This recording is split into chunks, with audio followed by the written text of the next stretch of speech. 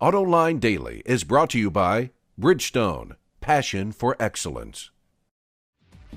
This is Autoline Daily for Tuesday, the first day of June for 2010.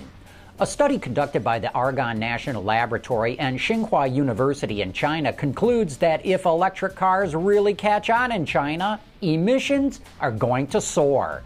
Autoblog reports that because China uses so much coal to generate electricity, EVs will lead to big increases in CO2, sulfur dioxide, and oxides of nitrogen.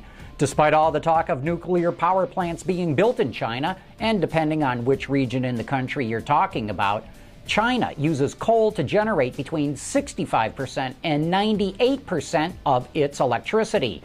Even so, I doubt very much this is going to slow down China's strong push into advanced batteries and electric cars.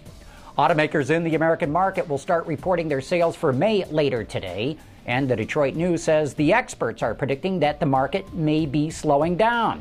Of course, in April, they predicted that sales were running strong when in fact they were slowing down, so we'll have to wait and see what the real numbers are. One thing that many sales forecasters do not have a good handle on are how well fleet sales are going, and fleet sales are an important part of the market, and that's why we'll have to wait and see what the automakers actually report. Yes, quality of the Detroit 3 is improving dramatically.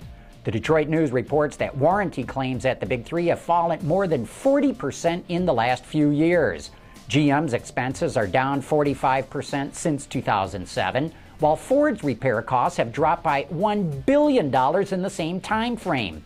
Chrysler's warranty claims are down 48% in the last 2 years, falling to a record low in 2009. Of course, part of the drop can be attributed to the recession, since automakers have been selling fewer new vehicles. But independent quality studies confirm the industry-wide improvement.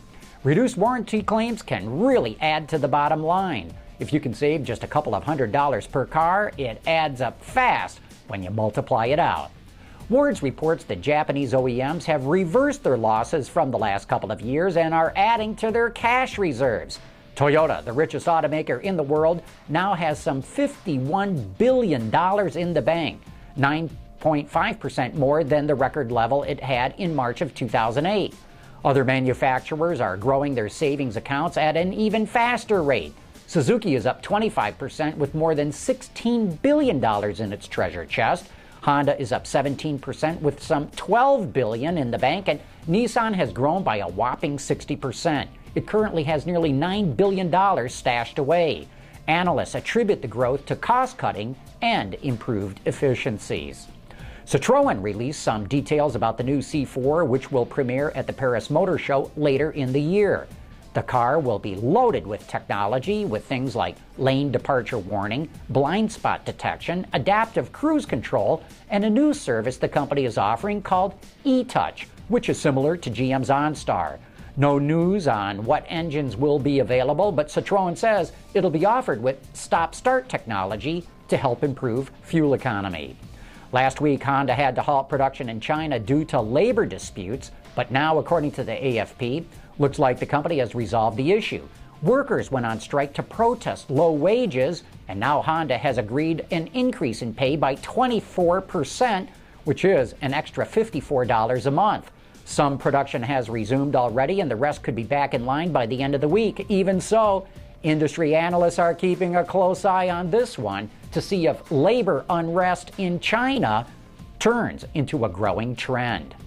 Subaru's been on a roll. Sales kept on growing strongly during the worst of the global recession, and now it wants to grow its business in emerging markets. According to the Wall Street Journal, nothing's official, but the company is considering sourcing more models from Toyota, which owns a stake in the company. Toyota will begin supplying Subaru with a new small model later in the year that it will start selling in emerging markets.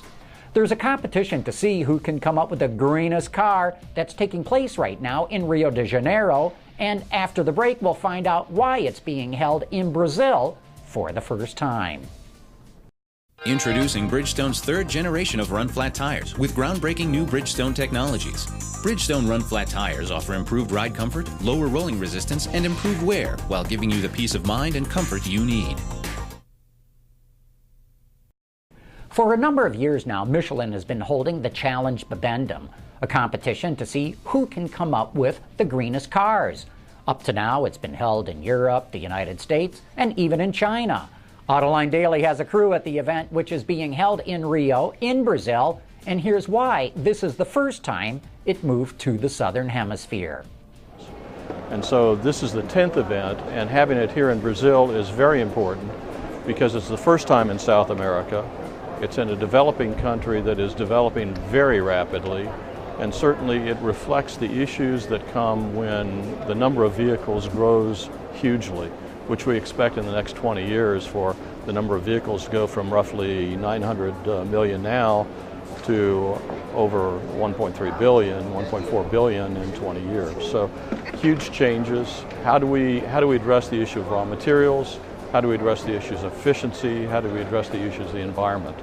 And that's why we're here. We'll have more reports on the Challenge Bibendum later this week. And that's it for today's top news in the global automotive industry. Thanks for watching. We'll see you tomorrow.